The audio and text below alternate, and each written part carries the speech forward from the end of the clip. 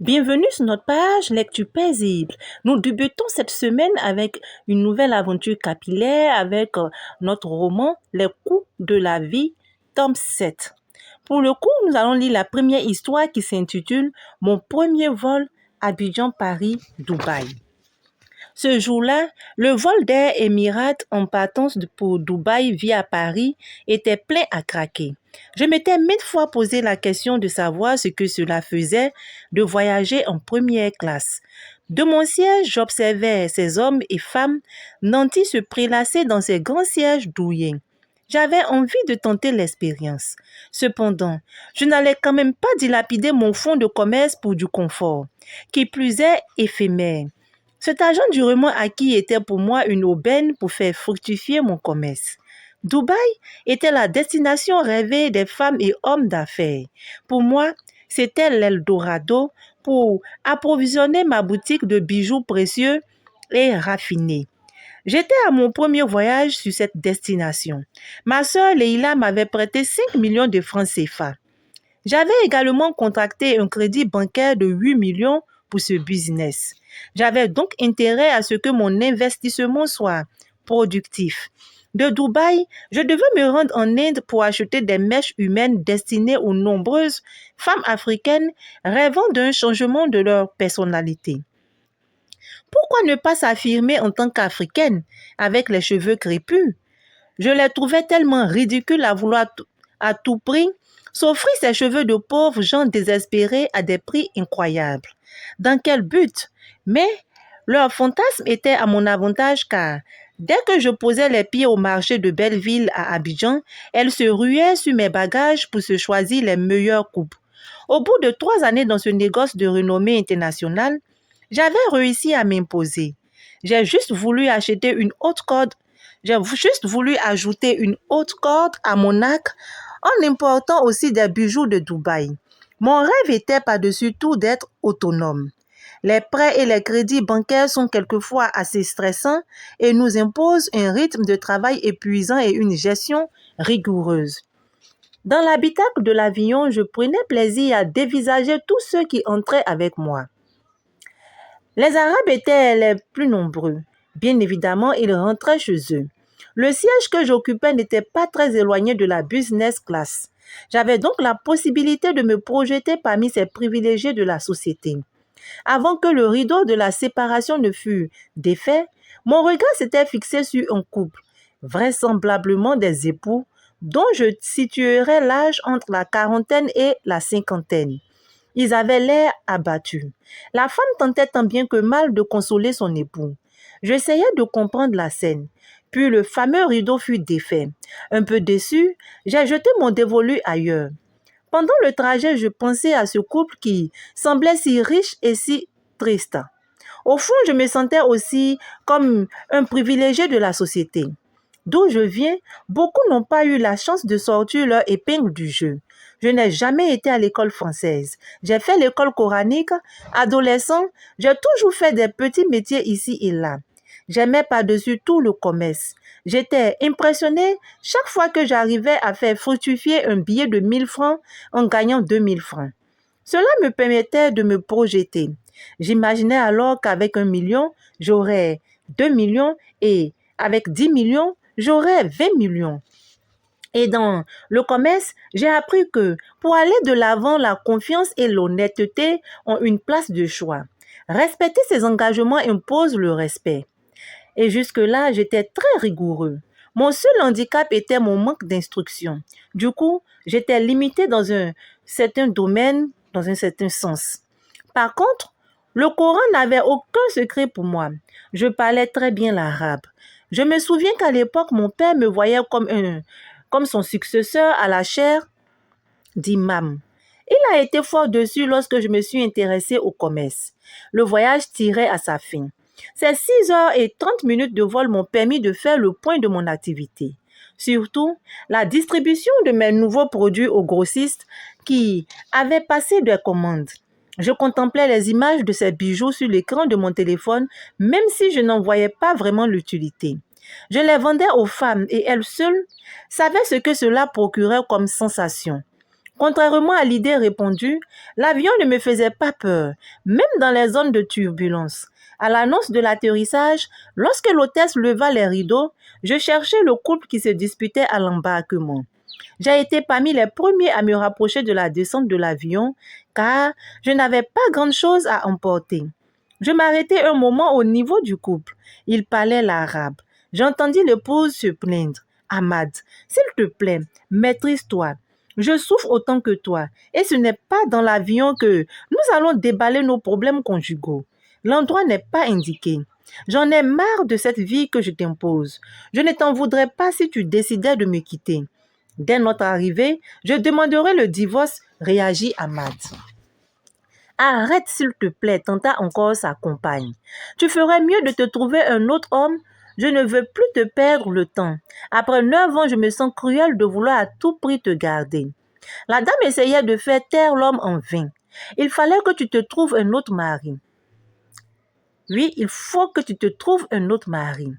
J'ai perdu le goût de la vie. Un mois de traitement, des millions d'euros claqués et toujours pas de résultat. Agacée, la dame finit par s'énerver. C'est cela ta conception du mariage? Je serai là quelle que soit la situation. Je suis persuadée que les choses finiront par rentrer dans l'ordre et nous aurons même des enfants. J'ai foi en Dieu. Ahmad l'interrompit net. Comment? Si je ne suis pas capable de te faire l'amour? Après ces propos, la femme se retourna pour s'assurer qu'il n'était pas écouté. Lorsque son regard se posa sur moi, j'ai réagi en murmurant à l'homme en arabe. Vous n'êtes pas allé où il fallait. L'impuissance se traite dans mon pays pour 3 fois rien. La tension de la femme monta d'un cran quand j'intervins ainsi dans leur conversation. L'homme porta attention à ce que je venais de dire et voulut en savoir davantage. « C'est où ton pays ?» me demanda-t-il. Je répondis avec fierté, la Côte d'Ivoire. Il avait l'air évasif, alors j'ajoutai, le pays de Didier Drogba. Il sursauta en demandant en anglais, Africa? Ivory Coast? J'acquiesçai en souriant. L'arabe proposa qu'on y aille dans les plus brefs délais. C'était impossible puisque j'avais une mission à achever. Alors je lui proposai de me joindre au téléphone au bout de 2 semaines au cas où il serait vraiment intéressé. Il prit mon contact et nous nous séparâmes. Après 3 jours passés à Dubaï, je suis allée en Inde où je suis restée 10 jours. De retour au pays, j'essayais de liquider ma marchandise lorsque je reçus un coup de fil d'Ahmad, l'arabe de l'avion. En 2 mots, il me signifia qu'il prenait l'avion le lendemain en compagnie de son épouse à destination d'Abidjan. J'eus de la peine pour lui. Je me décidai donc à l'aider. Tout de suite, j'en informai le vieux camarade afin qu'il mette à contribution sa science dans le but de tirer d'affaire mon nouvel ami. Dès son arrivée, nous prîmes la route pour Tortilla, dans le nord de la Côte d'Ivoire. Tortilla est une petite ville située à 100 km de Korogo. Elle est connue pour son diamant, mais mon maître y vit modestement. Il guérit, enseigne et consulte ceux qui ont la chance de se trouver sur son chemin. D'ailleurs, il a pour l'habitude de dire « Lorsque vos pieds vous conduisent à moi, c'est que Dieu a déjà agi. Je ne suis que son intermédiaire. » Après un trajet assez périlleux, sur une distance de 510 km, nous arrivâmes enfin chez le vieux camarade. Ahmad et son épouse étaient visiblement exténués par la route. À peine se sont-ils assis que Camara demanda à Ahmad d'aller prendre son bain au fond de la broussaille située à 500 mètres de la case. Comme voulu par le vieux guérisseur taciturne, j'accompagnai Ahmad à l'endroit où se trouvait déjà toute la préparation. Le bain devait se prendre au coucher du soleil et le lendemain au lever. On lui indiquait une calebasse remplie d'herbes et d'écorces attendait. Je demandai à Ahmad de retirer ses vêtements. Il semblait déçu. Alors je lui tournai le dos et lui dictai la conduite à tenir. Il s'exécuta timidement. Nous restâmes dans la broussaille environ 40 minutes, le temps que le soleil disparaisse complètement. À notre retour au village, un gros plat de kabato accompagné de sauce gombo nous attendait déjà. Nos hôtes furent conviés à table. Ils étaient très réticents face à l'aspect du mets et aux ustensiles rustiques. Je dus les convaincre que ce mets contenait d'autres éléments du traitement. Ils l'engloutirent rapidement, démontrant ainsi leur soif de guérison. Au-delà, ils aimaient le goût des feuilles d'oseille mélangées au gombo. La nuit tombée, nos étrangers devaient se contenter d'une natte dans la plus belle case du guérisseur, éclairée par une lampe tempête. Il fallait bien s'en accommoder car la guérison passait par là. Aux environs de 4 heures du matin, nous entendîmes des gémissements de plaisir provenant de la case du couple. Le vieux camarade arbora un sourire en coin. Il avait la réponse de sa science. Apparemment, Ahmad avait retrouvé sa virilité. Les gémissements incessants nous poussaient à nous marrer, mais nous nous retînmes. Nous nous sentâmes de regards complices qui en disaient long. Environ 1 heure de bas après, les autres sortirent, honteux mais heureux. Ils prirent part au grand bain et à la prière de Fajr. Fajr, qui est la prière de l'aube. Je me réjouis de voir Ahmad lever les 2 mains et le regard vers le ciel en hurlant « Allah Akbar ». Allah Akbar qui signifie « Dieu est le plus grand ». Comme pour nous montrer sa reconnaissance à Dieu. Après la prière, nous allâmes encore une fois dans la broussaille où le guérisseur à la science authentique avait déjà installé avant l'aube sa préparation. En chemin, Ahmad n'arrêtait pas de me remercier. Il s'empressa de savoir ce que cela lui coûterait. Je lui fis savoir que c'était gratuit. Il n'en revenait pas. Alors, il me fit la genèse de son mal sans omettre les millions de francs qu'il avait engloutis. Pour le 2e bain, Ahmad ôta son boubou sans se soucier de moi. Il s'y mit avec fougue et joie. J'étais tout simplement heureux du dénouement.